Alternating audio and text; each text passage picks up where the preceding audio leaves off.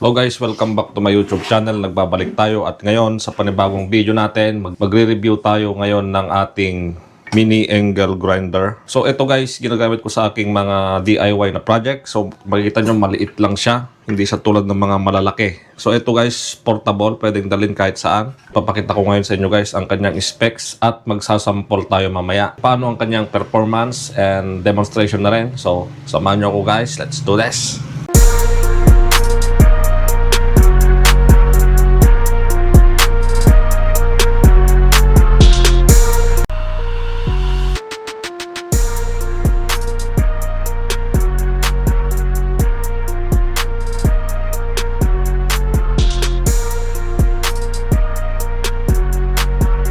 Kung makita nyo guys, maliit lang siya and portable.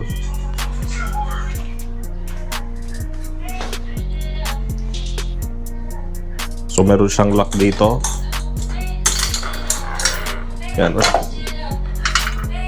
So ito guys, nagamit ko na kasi kaya medyo parang madumi pa rin siya hanggang ngayon.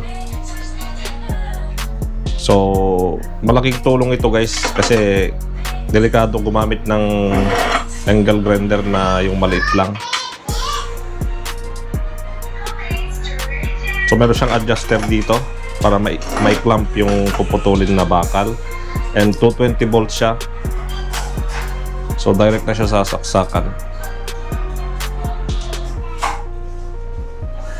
So ang dish nito is I think nasa 4 inches lang. And yun lang guys, papakita ko sa inyo ang kanyang performance sa ating video.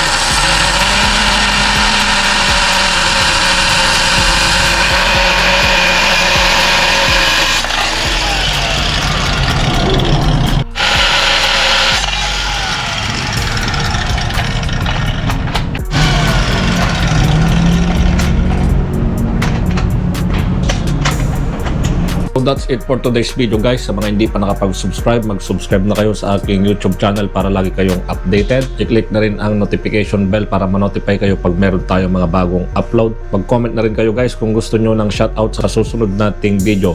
So yun lang guys. Peace!